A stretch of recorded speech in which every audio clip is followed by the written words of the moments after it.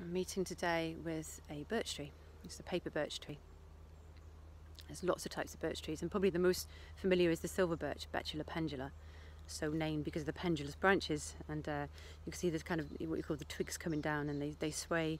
They're quite pendulous, don't they? You know, Betula becomes known to us because of the betulin within the bark. So I quite like Latin names because a lot of them reveal things to us. This is a paper birch, and I'd say one of the reasons we can identify the birch so easily because of this white bark that is just so beautiful. I love the birch tree. I've been working with this tree for many years. This particular one as well, I just have got a fondness for. It's very graceful, you can see. I'm standing with the birch tree. It looks like if you were having a photograph of the birch tree, you'd think it was like a friend. Well, the tree is a friend to me, and trees are friends, and I've worked with them for many years. And even though I'm leaning against the tree is leaning almost upon me, because we don't live exclusively on the planet, and we share the planet with many other species. So going forward right now, I think especially so, is how we manage to work with the trees and plants around us and with the other creatures. So a little bit of information about this tree today. I work with quite practically with trees, but I also work on an energy healing basis as well. And just the fact that we are, like I say, we're living on a planet, we're having a quite amazing experience by being here, and what can we bring to life. Paper birch, I'm holding a bit here, you see, very paper-like, and you can write on this, it won't decay, you can write messages. So the original papers, you feel, what we were writing on was the bark, beech bark, birch bark, and this is waterproof. So this bark, this tree was very, very useful to especially Native American peoples, for instance. So richer people of the world, and you had to know what to use in nature to create and survive. So this was a very good wood for using the bark because it was waterproof.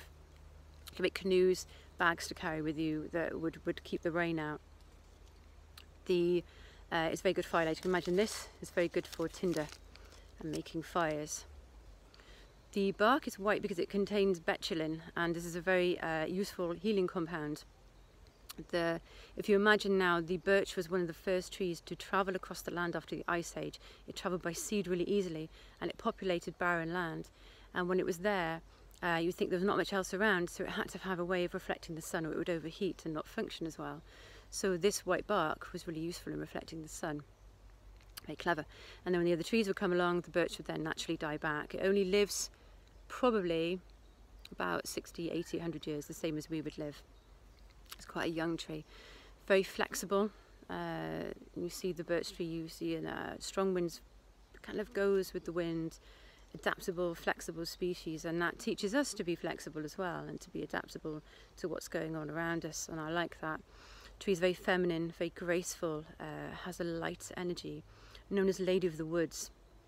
And if we're talking about cleansing, which I think this tree is a superior cleansing tree, a bit like the pine really, it cleanses out the old. So if you're working with a pine tree through meditation or a birch tree through meditation, you often look at removing negative old energy.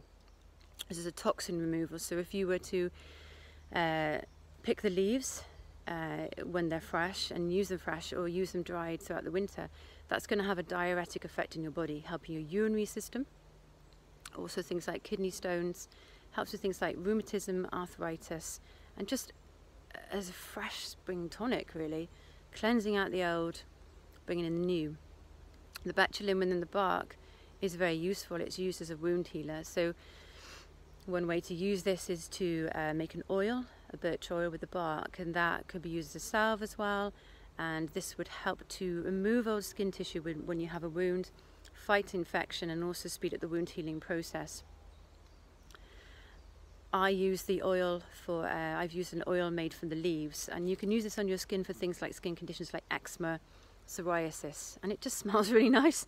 You put it on your window ledge. You can just put the birch leaves in olive oil and leave on your window ledge for 2 to 4 weeks, and then you come up with an oil that feels really fresh, and it connects you to the trees really well. So from a medicinal point of view, this compound betulin is really useful for humanity. There's lots of skin healers out there we can work with. It's finding the one that you resonate with and find easy to work with, I guess, and you don't have any of the other nasty chemicals that, you know, might not synergize with your body systems added. You're just using with the pure plant element. The cleansing part of birch also comes, think about the witch's broom. So the twigs and the birch itself as a wood was very cleansing. So witch's broom was traditionally the best and was made from birch twigs. and you had the stick of ash and wound together with willow, and you think this would be clearing out the cobwebs in the corner of the room, sweeping away the old and freshening everything up, you know.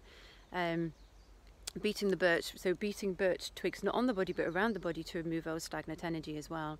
Laying down birch twigs in a sweat lodge, which would help you to sweat out the old toxins in preparation for the new. A baby's crib was originally made of birch, or traditionally made of birch, again for new beginnings. And hanging the birch, a birch cross, I weave with birch as well, it's very flexible to weave with. Just hanging that in your house is a good protective wood to use as well. If you're working with a birch tree, and I have worked with the birch tree quite a lot, and helps you to get rid of the old and come into a state of newness, because the tree is new beginnings. But really go back into you, because we don't have to be hung up with the past. We don't have to live in the past. That's not us, that's gone. We can start wherever we want to and start afresh. And being with the birch tree and seeing this lightness and freshness, but knowing that the tree is not going to be one of these old standing trees, is going to go when it's ready to go. Just helps us with that life process, I think, you know, connecting.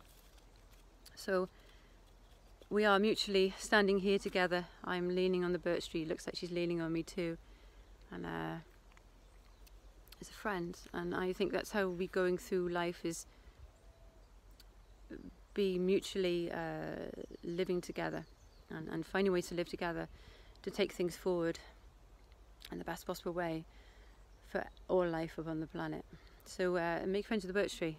They're very good to have as friends.